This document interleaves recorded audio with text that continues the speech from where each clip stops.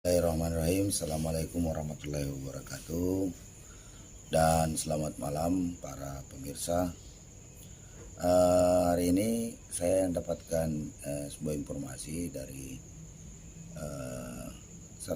salah seorang netizen yang menjapri saya terkait masalah gugatan pedagang angkringan kepada Menko Investasi dan Kemaritiman Bapak Luhut, sekaligus sebagai koordinator pemberlakuan pembatasan kegiatan masyarakat untuk daerah Jawa Bali.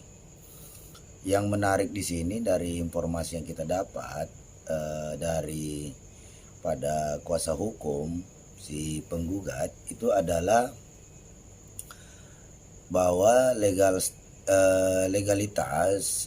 Pak Menko ini ternyata hanya disampaikan secara lisan, tidak tertulis. Nah, seperti yang sebelum-sebelumnya ya. Apalagi ini kan menurut saya selama COVID-19, penanganan COVID-19 ini jabatan sebagai koordinator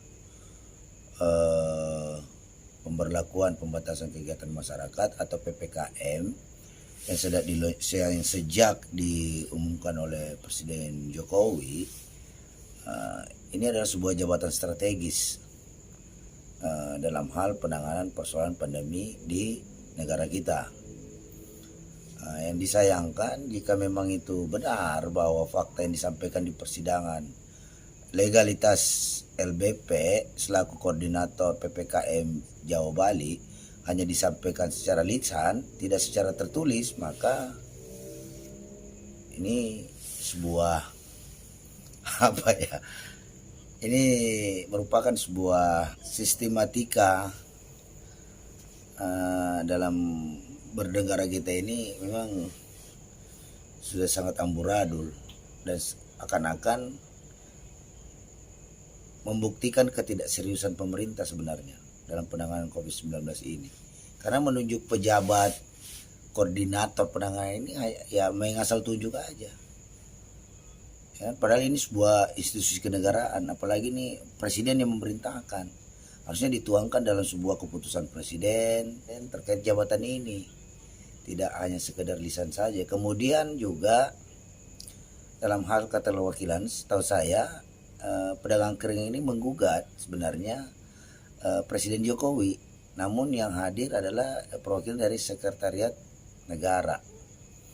Nah, saya bacakan dulu ya, biar jelas. Nah, ini judul beritanya, di sidang gugatan pedagang angkringan, Kemensetnek akui menunjuk Luhut non prosedural. Nah, ini isinya begini beritanya. Yang poin pentingnya ya, ada yang menarik dalam persidangan hari ini di mana terungkap fakta yang dibenarkan oleh tergugat yang diwakili oleh tim dari Sekretariat Negara bahwa penunjukan Menteri Koordinator Bidang Kemaritiman dan Investasi hanya dilakukan oleh Presiden secara lisan tanpa adanya produk hukum seperti keputusan Presiden atau instruksi Presiden, ujar Victor. Keterangan ini membuat tim hukum Muhammad Aslam cukup kaget, sebab pengelolaan negara dilakukan tanpa produk hukum dan lisan semata. Ini cukup meyakinkan kami bahwa memang ada terhadap tindakan Presiden selain melanggar Undang-Undang Nomor 6 Tahun 2018 tentang kekarantinaan kesehatan, juga melanggar urusan administrasi pemerintahan. Perlu diingat bahwa urusan administrasi pemerintahan harus tertib administrasi, di mana setiap pejabat negara, penyelenggara negara yang diberikan tugas harus memiliki legalitas yang jelas, tidak bisa hanya ditunjuk secara lisan. Jadi memang perilaku-perilaku abnormal yang terjadi ini yang selalu diatasnamakan, dikemas dengan istilah darurat lah, bencana, force major dan segala macam. Ini menunjukkan bahwa kredibilitas Presiden Jokowi dalam pengelolaan penanganan COVID-19 ini memang asal-asalan dan ugal-ugalan, ya kan? Dan patut diduga memang tidak ada keseriusan sebenarnya dalam penyelesaian COVID-19 ini. COVID-19 ini yang telah menghabiskan anggaran 1.000 triliun lebih, ya kan? Ini hanya digunakan sebagai momentum untuk bagaimana mengatasnamakan pandemi COVID-19 ini untuk menggarong uang negara. Banyak buktinya. Dan pihak-pihak yang sudah diketahui memakan dana-dana COVID-19 ini, misalnya kayak bansos itu, justru malah menurut saya hukumannya tidak setimpal. Dan bahkan cenderung apalagi ini ada pihak-pihak tertentu yang takstabel, tidak boleh disentuh dengan hukum. Jadi hanya mencari korban saja. Tentunya ini kondisi yang sangat memprihatinkan. Nah, di tengah apalagi ini penunjukan lisan presiden terhadap koordinator penanganan COVID-19 di Jawa Bali ini, yang kaget juga kita membaca berita ini. Wajar saja di mana-mana timbul polemik yang mengakibatkan kepentingan rakyat dan hak-hak rakyat banyak yang terabaikan. Yang lebih fatal lagi, akibat daripada penanganan ini, akibat kegagalan pandemi COVID-19 ini, ratusan ribu rakyat kita sudah meninggal dunia, yang diduga akibat COVID-19. Karena memang penanganannya sudah menurut saya tidak tertib administrasi, ya wajar jika kesimpulan masyarakat, tingkat kepercayaan masyarakat terhadap Presiden Jokowi terkait masalah penanganan COVID-19 terus menurun. Mungkin beberapa minggu yang lalu ada lembaga survei yang mensurvei sekitar 43%, mungkin hari ini makin menurun. Ditambah lagi kebijakan sistem vaksinasi yang cenderung mengintimidasi rakyat Indonesia dengan memberlakukan syarat-syarat sertifikasi vaksin ini untuk urusan administrasi warga negara Indonesia. Yang lebih fatal lagi, ada kebijakan-kebijakan kepala daerah, baik itu di level gubernur maupun bupati dan wali kota, yang mewajibkan sertifikasi vaksin ini untuk mendapatkan bantuan logistik atau bantuan langsung tunai. Demikian juga dari kaum buruh, harus sudah disertifikasi sehingga berhak mendapatkan bantuan langsung tunai selama COVID-19 ini. Ini saya pikir sebuah bentuk diskriminasi dan sekaligus intimidasi, karena hak vaksin sebenarnya kan kembali lagi kepada hak warga negara.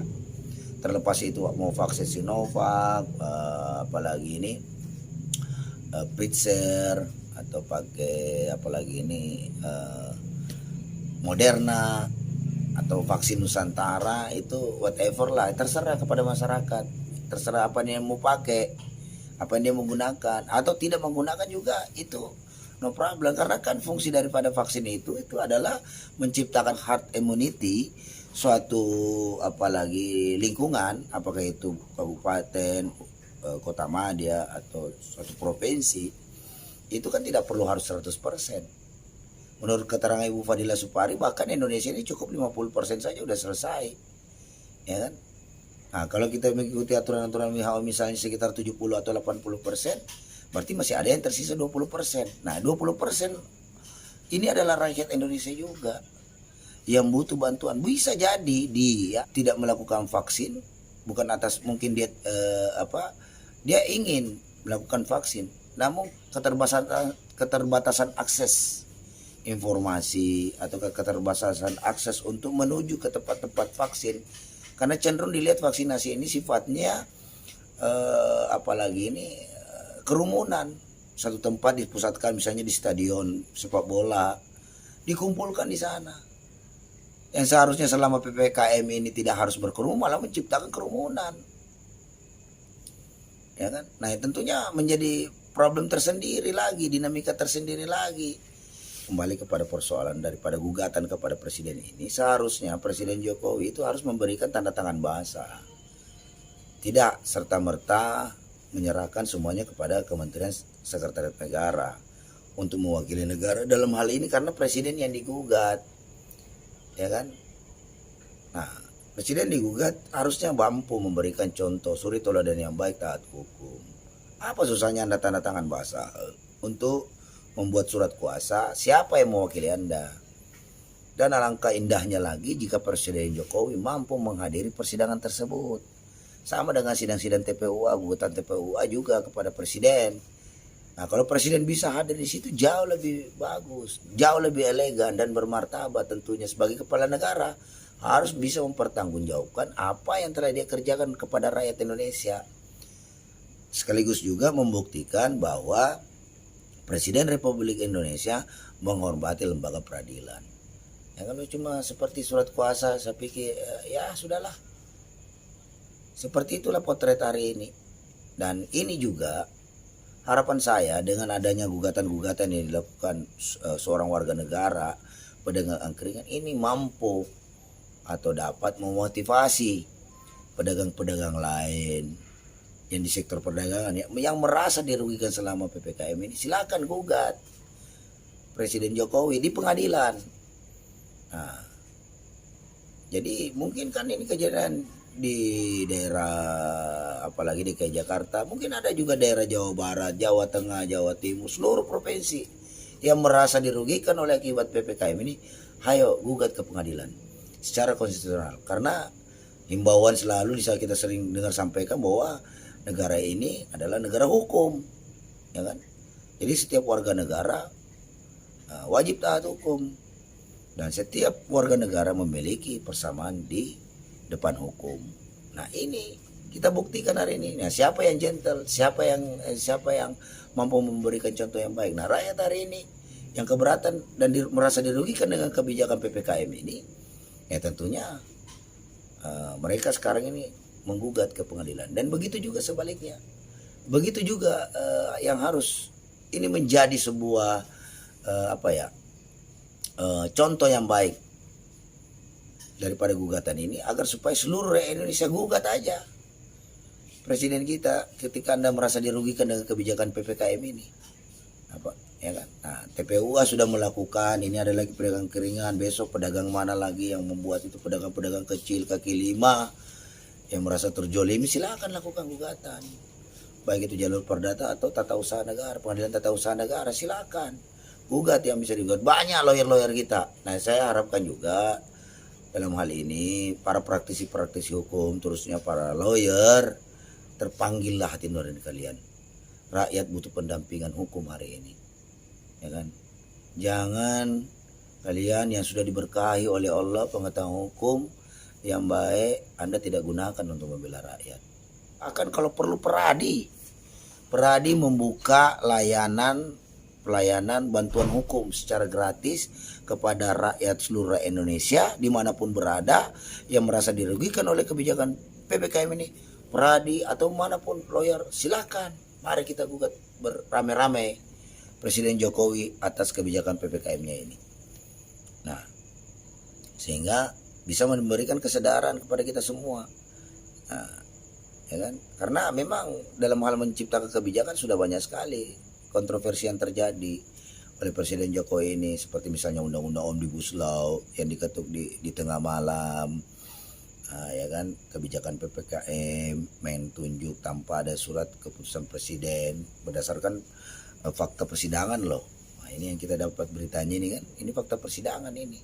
Apalagi sudah berbicara di depan pengadilan, ini semua fakta-fakta itu pasti benar, karena orang memberikan, apalagi ini fakta-fakta itu bahkan kesaksian nanti itu di atas sumpah. Nah, jadi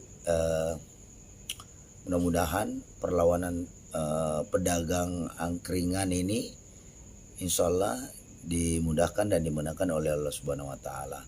Dan bagi para pedagang-pedagang lain yang merasa dirugikan oleh kebijakan PPKM ini, hayo kita gugat rame-rame Presiden Jokowi terhadap kebijakan PPKM yang patut diduga ini sudah merugikan banyak pihak, yang sampai hari ini ternyata menciptakan krisis multidimensi, multisektor di semua sektor hampir semua mengalami krisis. Dan yang paling memprihatinkan saya adalah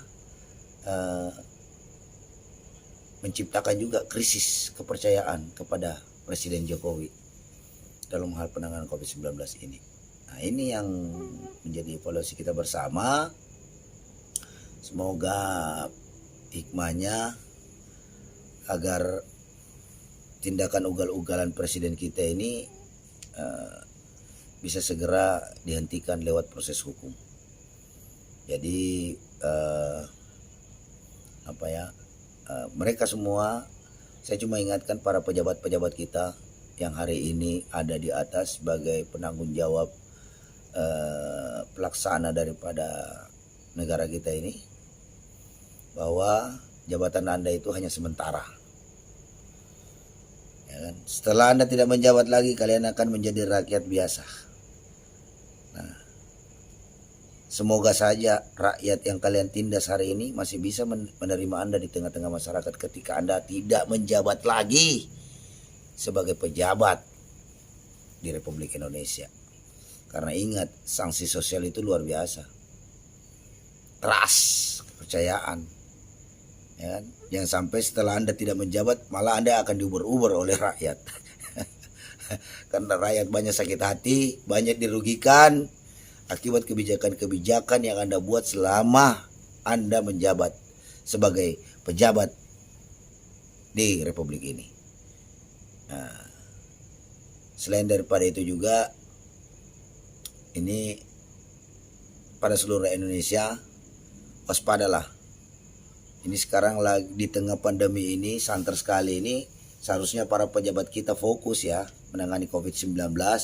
Tapi yang kita saksikan hari ini di stasiun TV-TV, di YouTube, di media sosial, yang terjadi adalah pertarungan, perebutan kekuasaan dan kewenangan.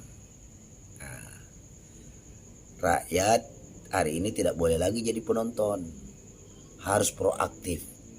Karena ingat itu, kedaulatan adalah di tangan rakyat. Ini amanah konstitusi. Ini rakyat harus bangkit dari ketidaksadarannya, dari tidur panjangnya, ya kan? Karena kondisi hari ini, masya Allah, sudah sangat memprihatinkan, ya kan? Belum lagi perilaku presiden kita ketika melakukan pembagian sembako yang melempar-lemparkan sembako kepada rakyat. Saya miris sekali melihat rakyat kita. Mungkin karena saking laparnya rakyat kita, dilempar-lemparkan bantuan sembako itu sampai ada yang jatuh di got. Itu saya lihat videonya itu, sampai harus lewat got. Ya Allah, saya sebagai rakyat Indonesia miris melihat itu. Itu ditonton oleh bukan cuma rakyat Indonesia loh, tapi seluruh dunia menonton itu. Betapa miskinnya negara kita.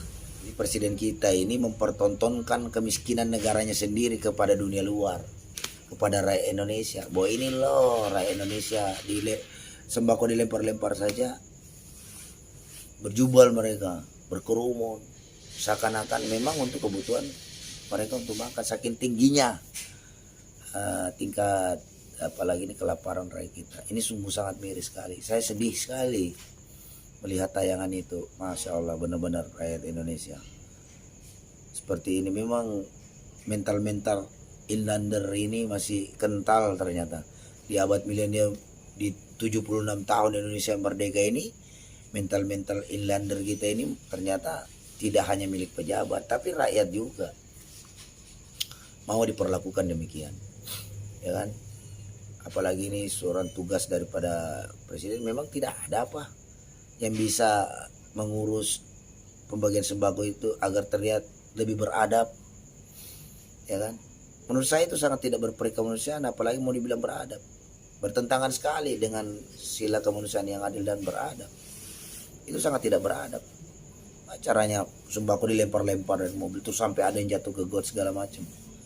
Sudah jatuh ke got, kan air got, kan berarti sembako itu rusak. Tapi tetap aja diambil oleh rakyat, kemudian untuk diolah di rumahnya, untuk dikonsumsi oleh masyarakat kita. Jadi bantuan sembako yang sudah jatuh di got itu terpaksa dikonsumsi oleh rakyat kita karena lapar. Karena besok mereka harus makan apa? 2 hari kemudian mereka harus makan apa? Lah sebenarnya hal-hal yang menjadikan bagi bangsa kita, di mana Presiden Republik Indonesia itu mempertontonkan kemiskinan rakyatnya. Dia bangga, dia tertawa di atas penderitaan rakyatnya, sehingga dia lupa bahwa kekuasaan itu hanya sementara. Kekuasaan itu ada batasnya, ya kan? Nah, Anda tidak perlu ngotot untuk mempertahankan kekuasaan, karena polemik amandemen Undang-Undang Dasar 1945 itu pasti akan memicu kemarahan rakyat.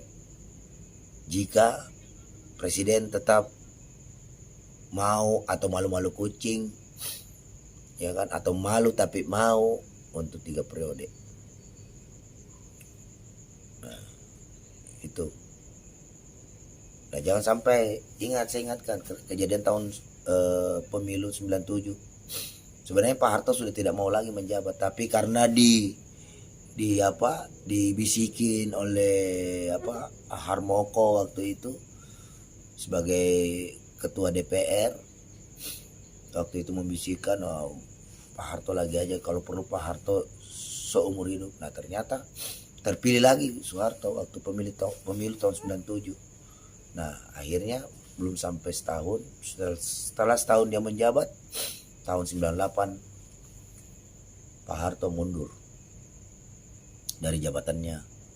Tinggal momentum ini Allah berikan kepada kita, kembalikan lagi kepada rakyat. Ingat, tidak berubah nasib satu kaum jika bukan kaum itu sendiri yang merubahnya. Jadi untuk itu rakyat Indonesia, sadarlah sesadar-sadarnya bahwa kedaulatan rakyat adalah di tangan rakyat. Demikian dari saya. Billahi taufiq wal hidayah. Assalamualaikum warahmatullahi wabarakatuh. Hidup rakyat. Allahu Akbar.